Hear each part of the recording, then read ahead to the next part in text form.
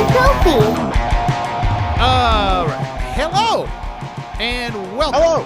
Yes, to another remote, a satellite, if you will, episode of Midlife Krisis, Thunderstorm Watch 2024. That is the reason we are again apart yet together, because no sense in driving on the freeway in torrential downpour. So here we are. But we're still here. We're still committed to you, the fine people, the midlifers out there. We should probably get that on a hat or something. The midlifers. Copyright? Okay. So, Uncle Bob, today's episode, we're going to talk a little bit about the life and times in the works of A1 Hideo Kojima, which is going to lead us to a discussion about Death Stranding. Death Stranding 2 has previously been announced, but as we record, they just showed another trailer for Death Stranding 2, which now has a subtitle, Death Stranding 2 on the Beach. On the beach. Do you know what my favorite Kevin Nash / Scott Hall phrase is of all time? Is it on the beach? That guy put me on the beach, brother. Yeah, it means like that guy, because I worked with him, we made a lot of money together, and now my house is right on the beach, brother. Thank you for putting me on the beach. It's a great phrase. It's an absolutely great phrase. But yeah, so we're going to talk about those games and Hideo Kojima a little bit as the preface. But first, I've brought back a special friend to the show, something I haven't done in a very long time. And as you can see, we're back in action. So I thought it would be kind of fun to take advantage of our setup here from a technological standpoint, because I have the tools and the skills to make these things happen. You will not be able we only decided this yesterday. That's not enough time for you to have made an artistic creation. Friend, it is all the time in the world. But you're absolutely right. Much like a jazz musician, I like to kind of improvise and feel on the fly. So I'm going to go ahead and enter you into a special trivia show that you had no knowledge of this happening, and you will not be able to see what I'm doing. But I'm going to draw on you, and you'll have to ask me a series of clues and guess what I've drawn on you. And then of course you won't know until well, I'll tell you the answer, but you won't know what it looks like until you watch this show. Which is like just 20 questions. Is that what we're doing? We're probably not going to get to 20, but we'll see how it goes. So I'm going to do this, and now I'm going to do a little of that, and we're off to the races. Okay, so sit nice and still for me while I perform my craft. I am going to start here. So as I draw, let's see, go ahead. You can feel free to ask questions. I am going to render your likeness into someone that I like a great deal.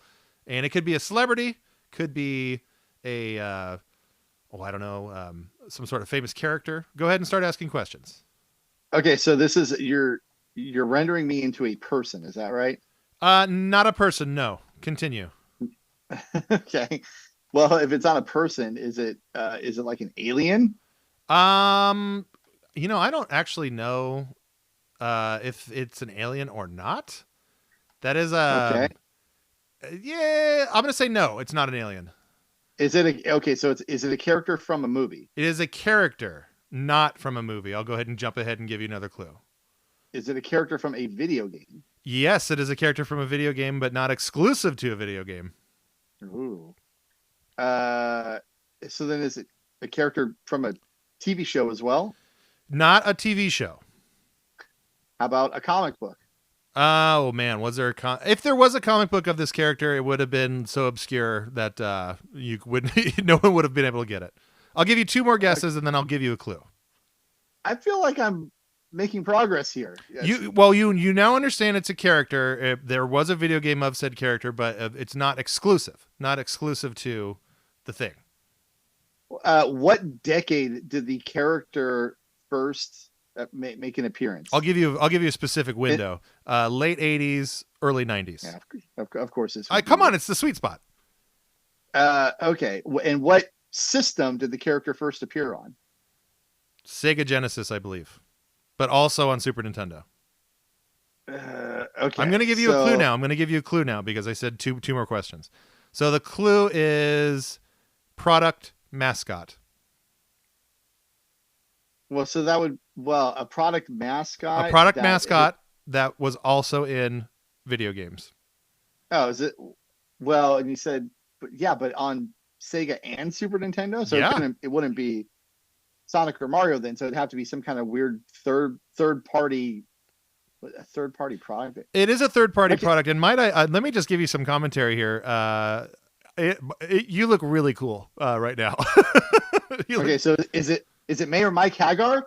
It is not Mayor Mike Hagar. What wonderful product would you be able to see Mike Hagar on? I don't know. I don't know what Mike Hagar would endorse. Tequila? I don't know. Okay, I'll give you one more. I'll give you one more guess. I'm going to try to make it really easy as I redraw the character out of my own entertainment. I am giving the character way too big of a forehead, which is excellent. Okay, the product in which this character, who has been in Sega and Super Nintendo video games, this character was the mascot of a soda pop beverage. Come on, you can do it. I know you can do it. Who? What character? Oh, it's Pepsi Man. Oh, right? So close, Robbie. It's you got so excited, and then I had to take it away from you. That should have worked. It should have worked. I'm going to delete this character's face one more time, but keep all the accoutrements because I think it's funny.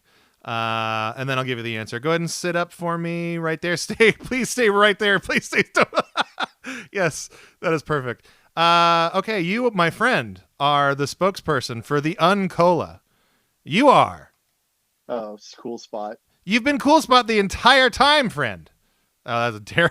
Now it's just a big red 6. Anyway, that was fun. That was fun for probably only me, but that's okay. I really thought I had it with Pepsi Man. But, well, look, you think beverage mascot, you're not wrong. You're not wrong to do that. All right. I guess you could have done. Well, it's not a beverage, but Sneak King, I guess, would have been another. I do not have the artistic skills to render a Burger King. I wish I did. Don't be so hard on yourself. I wish I did. Okay, well, that was fun, and I'm glad I did it. So we'll move on to why we've assembled here today. We're talking about Hideo Kojima a little bit. I mean, we could probably, at least I could, give you 10 to 12 hours on that dude and all of his different games. So I'm going to try to smash all that stuff into maybe 10 minutes. And then we'll talk about Death Stranding. But before I go off on that stuff, which I am just flying off the top of my head, so I'm sure it will be rife with mistakes, and that's fine. But prior to Death Stranding, what's your knowledge of Hideo Kojima? My knowledge of him was he was limited to this. A, he was the guy behind the Metal Gear games. B, he had a huge fight with Konami, and that was it. And then to a certain extent, he's got a big ego. That would be it. Okay.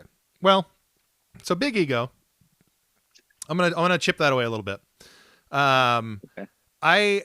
He's no John Romero, but you know my feelings on John Romero as well, which is a very, very pro in favor of. And that's something you and I have, we've had friendly debates over that. Definitely. Yeah. Yeah. For whatever reason, we just see the world differently. I like, people who...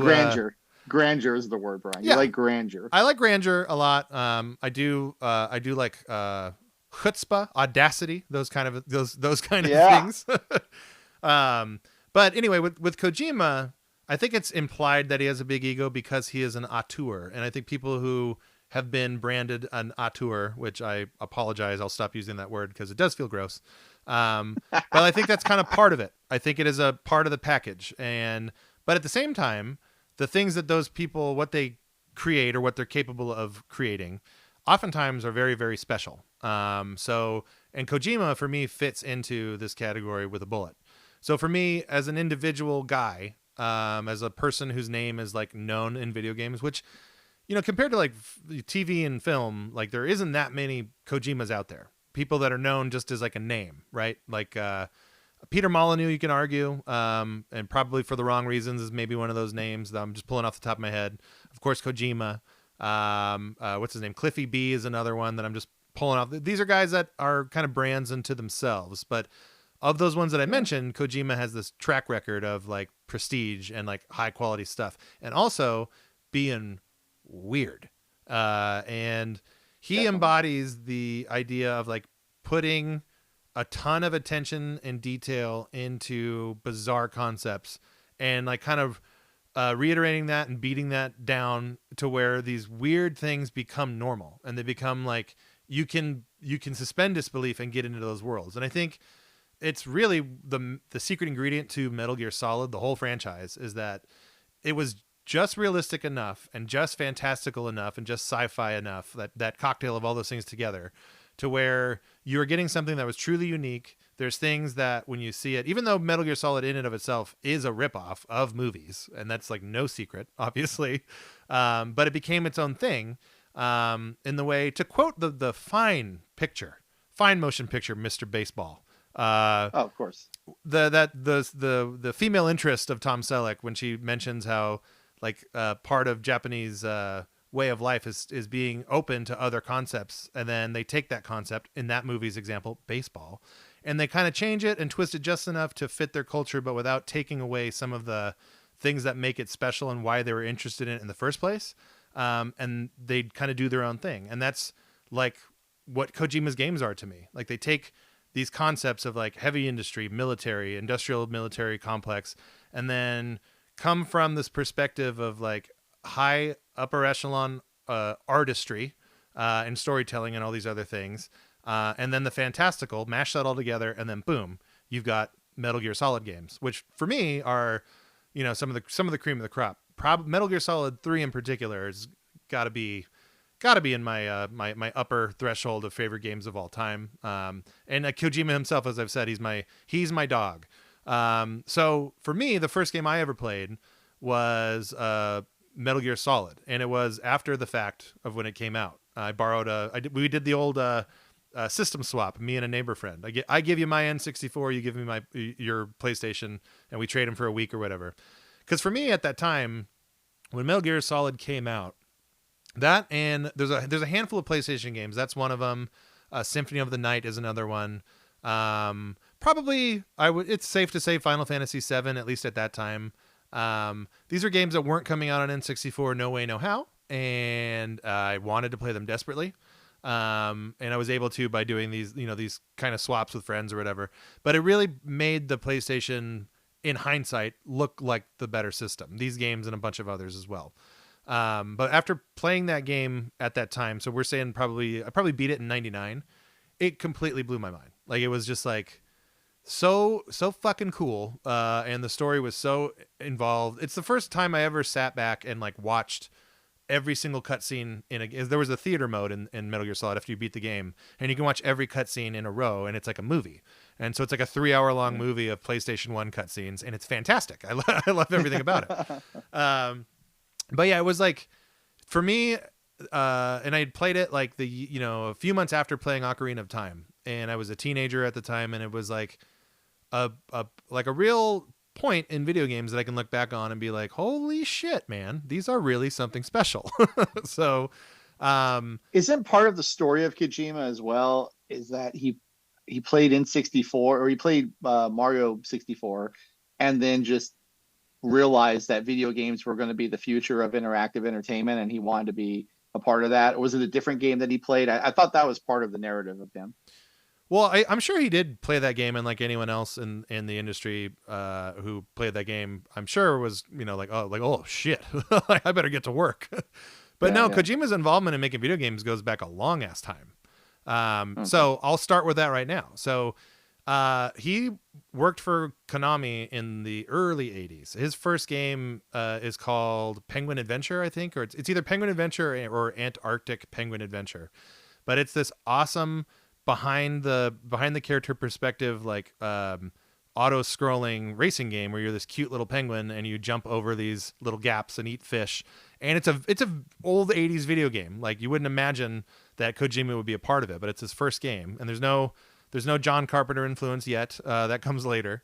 But as far as like a game designer making something that's fun, that game is fun to this day. It's on the MSX, which is that weird Japanese computer that I own that I showed you. I think we popped it in an episode when we were talking about PC ports.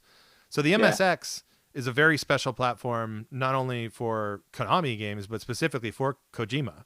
Because after he made that game, and I don't know the exact timeline, but after he made that Penguin game, that's the platform that he made Snatcher on. So let me ask you this, Uncle Bob. What do you know about the game Snatcher? 0. Have you ever heard of Snatcher before? I don't think so. Okay. So Snatcher, for us in the West, we were introduced to Snatcher on Sega CD. It was one of the few MA-17 games that came out, and that kind of was why, that was like one of the reasons why you wanted to get it was because Mortal Kombat was hot and it had an MA-17, and this game did too. It also used the Konami Justifier, the light gun. And I'll talk a little bit about that and why it's not an ideal thing to use when you play that game. But all Snatcher is essentially Blade Runner, the video game, in a adventure type, like an old school adventure type platform game, or not platform game, sorry, like an old adventure game that you would, like not quite a text sparser one, but like you have everything kind of at the bottom of a screen in a black bar, and you just select like talk, move, that kind of thing. So adventure game. But the plot line is exactly Blade Runner. It's about replicants, but they call them Snatchers in the game. And you play a hard-nosed detective type, just like Harrison Ford's character in Snatcher. And you're in this world that is built out a lot like the world that's in Ridley Scott's Blade Runner. And it kind of follows the plot like pretty well. But what separates it is like this, there's like a certain authenticity to the characters in the game that Kojima made, and that is like very faithful to Blade Runner, but it's also its own thing. And then the level of, this is where you start to see this like level of detail that he's famous for. There's so in Snatcher, there's this like the police department that you work for is called Junker HQ. You play a junker, that's someone who goes after the Snatchers and tries to eliminate them, again, just like Blade Runner. But in the computer, like the mainframe computer, because it's cyberpunk, so of course there's a gigantic mainframe computer. Yeah, right. There's a database, and that you can freely explore, and it's ridiculous. So there's hundreds of things to research. Everything about there's all these little details written about the specific characters, the cities, the buildings. All this stuff is like, it's just extra. Like, he just put it in there, but like the attention to it. So if you want to give it if you want to put the time in, you can build that world out, which is essentially, again, just like a pretty generic adventure game with like very light action elements. But what makes it so special is all these little details. And that's a theme that you see throughout all of his games. Is this is a hyper focused attention on detail. And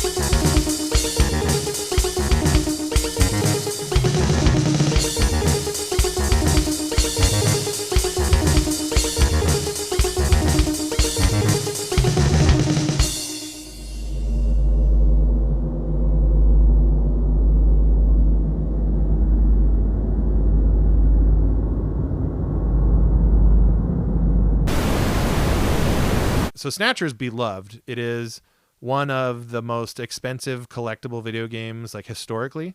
Like people were spending hundreds of dollars on the Sega CD version of Snatcher, like as eBay became a thing. Like that's how long people have wanted to buy that game, and the aura and the prestige behind it. Did And you ever own it? for me, when I played it, I didn't play it back in the day. I'm white trash baby, so my parents did not buy me a Sega CD. But I was aware of it in GamePro. I definitely wanted to play it as a kid. I didn't get to play it until I was like a young adult, and I had another Sega CD, and I was just burning CDs off the internet because it's a Sega CD. There's zero copy protection, so go nuts. But I played through it. I loved it. I don't recommend it with the Justifier because it makes it you die. Like the way it works is like when the action scenes happen, it's a grid, and it's a holdover from the MSX version. You're supposed to use a number pad so there's windows in this grid, and each window represents a number on the keypad. And so when an enemy is in that window on the grid, you just push the number pad. So if it's right in the middle, you push the 5 key and then you shoot them. With the light gun, it just doesn't work very well at all. But it's one of those things that it's kind of famous for, and it's a Konami game, and the Konami Justifier was like a big deal. So Snatcher was like the breakthrough game in the States for Kojima in terms of video game nerd stuff and knowing who he was. But before that, of course, is Metal Gear Metal Gear for the NES. So did you ever play Metal Gear for NES? I have not played a Metal Gear game ever as of right now. We'll get to Death Stranding. The only Kojima game I've ever played is Death Stranding. Okay. Metal Gear for NES is one of those sleeper hit type things. Like I think a lot of kids somehow discovered it, and when they played it, they loved it. And it was definitely like a word of mouth type of a game where the way there's so many like little secrets in the game that playground talk, like that kind of stuff. It wasn't the hit that Castlevania was or Contra was, but it was one of those games published by Ultra, which is a Konami sublabel, that got around. It was popular enough to when I remember specifically when Metal Gear Solid was announced, and I remember reading it in GamePro, like the author of the preview or whatever mentioned like finally a sequel to Metal Gear. It's like it was like 10 years later we finally get a sequel to Metal Gear. So I never played Metal Gear as a kid. I went back to it after playing Metal Gear Solid, and it's a cool little NES game. And of course, as I've gotten grown up money and invested in an MSX setup, I've played the original versions of Metal Gear, which is again on the MSX platform. So there's Metal Gear, and then there's Metal Gear 2 Solid Snake. And Metal Gear 2 specifically is a top-down 2D version of the original Metal Gear Solid on PlayStation. Like they basically just remade that game, and obviously no one played it here in America because no one had MSXs or MSX2s. So that was like really the introduction to the Solid Snake character, and that's really when Kojima becomes like huge. He becomes Kojima. People, he becomes a name brand unto himself. So let me ask you a logistical question. So yes. There's Metal Gear, Metal Gear Solid, and then Metal Gear 2 Solid Snake? Is that correct? Wait, in terms of okay, no. So the order of operations here is I'll just give you the original ones. We'll skip the ports. So there's Metal Gear and Metal Gear 2 Solid Snake. Those are MSX games. And they are cartridge games. Then there's Metal Gear Solid, which is a remake of Metal Gear 2 with a little bit of differences. And that's the one that came out on PlayStation in 1998, sold a bajillion copies, and became one of the most beloved PlayStation games. So that's the linear thing there. Okay, and Kojima had a very intimate role in all of them.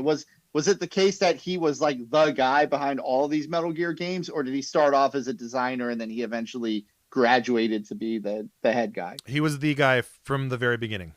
So there's a famous story of him pitching the game to Konami, and them kind of being like, "This is ambitious, dude." And then he's like, "Well, let me do it." And then they were kind of like, "I don't think you can do that, guy.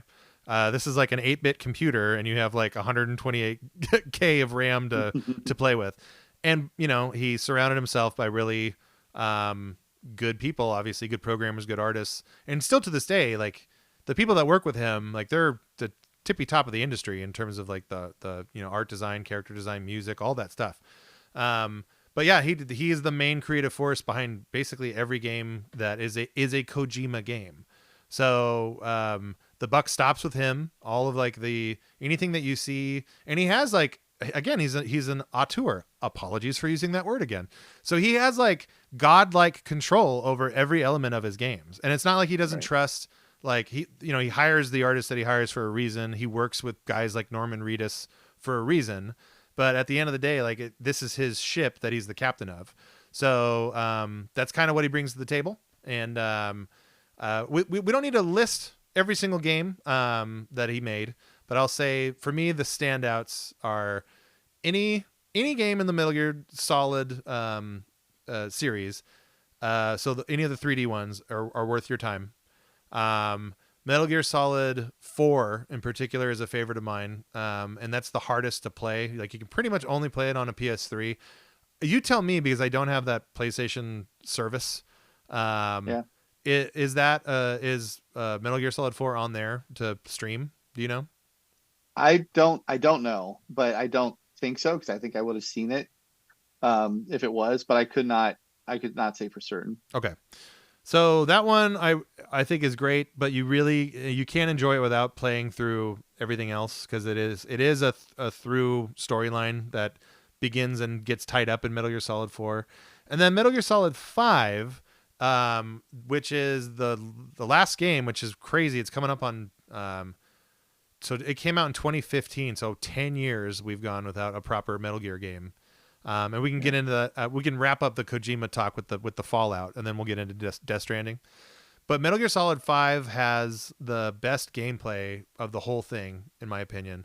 So it's basically there's a PSP game called Metal Gear Peace Walker, which is fantastic, but it's on PSP, so it's hard to play. Like you get like your hands basically crippled by the controls of a PSP to play it. But it took the concepts of Monster Hunter, which you know how I feel about that. And Metal Gear Solid, all the storytelling and all the weirdness, and mashed them together into a perfect video game. And then Metal Gear Solid 5 is like the evolution of that. So the main hook is you're in an open world, which is new for Metal Gear Solid, and you have a base that starts very small. And as you recruit people to join you, your base gets bigger and bigger and bigger. And the way you literally go out to like areas where enemies are like throughout this big map, and you fucking incapacitate them and attach a big like weather balloon type thing to their backs, and they fly up into the sky, and a ship comes and grabs them, picks them up, and then brainwashes them to be a member of your military. And you do that with hundreds of people. And so it's like this weird, like it's Pokemon, it's Metal Gear Solid, it's a little Monster Hunter, it's a little base building. It's fucking awesome gameplay wise. That one I would recommend for you to play because you don't need to know much about Metal Gear Solid lore at all. And that's the complaint of the game is that they got rid of David Hayter, who was the main voice actor of Snake for all the games, and they hired Kiefer Sutherland to do his voice. And he says maybe 6 things total in the game. Kiefer Sutherland is like, that'll be $1 million. Yep, please. that's exactly what happened. But Kojima, and this is a negative. I'll say this is a negative about Kojima is like he is, you know, what the nickname I've heard before is Starfucker, but he is so enamored with celebrity and, you know, certain specific celebrities. So like that was kind of a shitty deal. And to be honest, I don't know if it was more of a Konami decision or a Kojima decision. My gut tells me it was a Kojima decision. But you have this guy who the series fans love in Dave Hayter. Like he's synonymous with Solid Snake. And Big Boss, which I'm not going to explain that to you because it gets way too convoluted, but they're essentially the same character. And he just gets rid of him and then gives you an actor that, you know, has, even in 2015, like his best days were behind him. So that's the negative. But other than that, it's a great game and you can play it. And I guarantee you'll love that game. That one, that's a BT guarantee. Like you'll play that game and you'll be amazed by it, honestly. And you can buy it on Steam for like 99 cents all the time. So I think I already own it. Yeah, there you go. Yeah. So, okay. Real quick. One more special Kojima shout out. Okay, 2 more. Real quick. Police Knots. Police Knots is an adventure game that's like Snatcher. It was unplayable in English for years and years and years. Now there's a really good English translation for that game that I recommend if you're for people listening, if you're a Kojima person and you're not aware of this, but you can download a patch for the Sega Saturn version, and I think also the PlayStation 1 version, translates the entire game, all story, all menus, into perfect English, so that you can play through that game. And the story does tie back to Snatcher. So if you want that full experience, that's finally available. Thank you to the homebrew community and the translating community. So Google that and you'll find it easily. But then the other special shout out game I have is Snatcher SD, again for the MSX2 platform. That game, that's the whole reason why I bought an MSX, was because I wanted to play through that game. It is a Japanese role-playing game, so a Final Fantasy style game, retelling of Snatcher plot point to plot point. So the entire game redone in like 8-bit Final Fantasy role-playing style. And I beat it during COVID. I probably spent, I don't know, like 60. It's a long game. I spent like 60 hours playing that thing, and I had the time of my life. So again, if you're a weirdo like me, you love Kojima stuff, these are some of the deep cuts, but they're worth your time. So Police Knots translated into English and Snatcher SD, and there's multiple ways to play these games. So, and then what was the most recent? You just within the last year, and you and I were actually together when we saw. I don't know if it was the State of Play, whatever it was, but one of the Metal Gear games is getting remade. Which one was that? So that's Metal Gear Solid 3, that's I think the fan favorite. I love that game. Don't get me wrong. I just think Metal Gear Solid 4 was a little bit better in terms of the storytelling and whatnot. But Metal Gear Solid 3 is a really, really, really good game. And that remake is being done by Konami. Kojima has nothing to do with it. But right. I want to say that, isn't it Blue Point Games that's behind it? The people who remade Demon's Souls? Oh. I could be totally wrong on that, but I think I've heard that. I'm going to say that I'll look it up since it's convenient, but I'm going to say that you're wrong because I feel like if Blue Point was doing it, then that would have stood out to me. Okay. Because I love them because of the Demon's Souls remake. Yeah.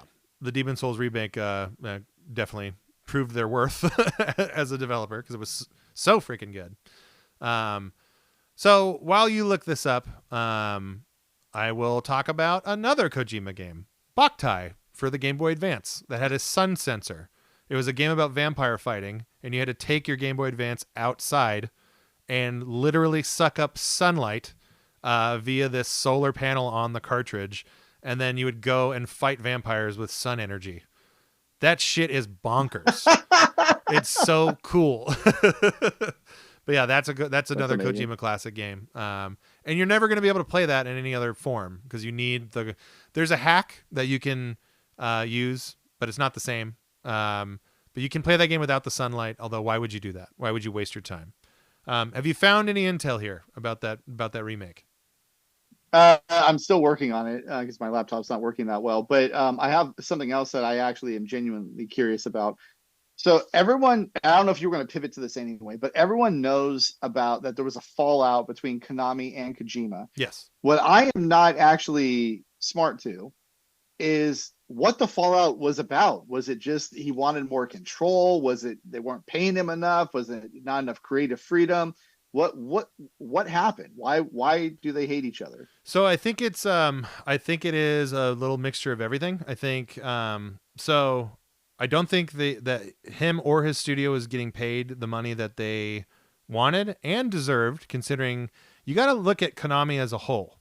So when you and I were kids, Konami was like one of the best video game publishers and developers in the world. That lasted through the 8-bit era, the 16-bit era, the 32-bit era, and then a little bit into the PS2 era, especially with the Metal Gear games. But then right around the 360 PS3, they just shit the bed and just stopped making good video games. And then that turned into the next generation, just kind of stopped making games. So Kojima and Metal Gear Solid 5 was like the last big game that Konami released. And again, we're talking about 2015. And before that game came out, they weren't really making games. Konami's a big Japanese company, but they make most of their money comes from what they call health clubs, which is like kind of like a gym, kind of like a spa. And then they have pachinko parlors all over the place. And they make way more money doing that than they do in video games now. So the CEO of Konami and Kojima didn't get along because the CEO is basically saying like, we make money fucking selling jacuzzi baths, dude. Like we don't care. And Kojima's like, but I'm Hideo Kojima. I'm on our tour. And that was kind of that. And so I think Kojima realized who he was, to be honest. And he knew that he could get a shit ton of money from Sony. And once he finished Metal Gear Solid 5, and excuse me one second. And when you play through Metal Gear Solid 5, there's an aspect of the game that feels unfinished. It's not the gameplay. The gameplay is like totally baked in and it's great. But the story in particular feels really rushed. And there's not a whole lot of it. Like I said, like Kiefer Sutherland says like 6 things. And in a game series that's famous for having really good, well-told, bizarre stories, for this game to not have that and not even near up to the bar of where it's been, like that kind of shows a little bit of the development struggle that was there when Konami and Kojima Productions were together. So Kojima, they cut ties. They ended on bad terms. He basically said, I have to leave this franchise that I've been working on for decades and start anew. And that's what Death Stranding is. And we can get into Death Stranding now, but when Death Stranding was first announced and they showed all this stuff, like if you're a longtime Kojima fan and you look at that first Death Stranding trailer, it really looks like a guy saying like, here's my baby. I'm giving up my baby. Like, and now I'm doing a new thing. It's rebirth. It's all that stuff. And Kojima's the type of guy who doesn't do anything without intention. So like, and this isn't some wild speculative thing. Like a lot of people think this, but that's just kind of how he tells his stories and stuff. So I think right now, Uncle Bob, would be a great time for us to put a pin in this. We're going to come back with a part 2. And then part 2 is going to be all about Death Stranding and Death Stranding 2 and what we expect to get out of it. So is there any closing Kojima things you want to say, or do we want to just sign off here and come back on part 2? I think we're good to sign off here with the note that I did look it up, and the remake of Metal Gear 3 is being developed by Konami internally with help from some entity called Virtuos, who I guess does a lot of help porting games or remaking games, but they're not an independent developer themselves. So it is not Blue Point. Okay. Mystery solved. Thank you. And I am worried about the quality of that game. So I will say that. Okay. So we will come back with part 2 and we will be talking Death Stranding. So see you later.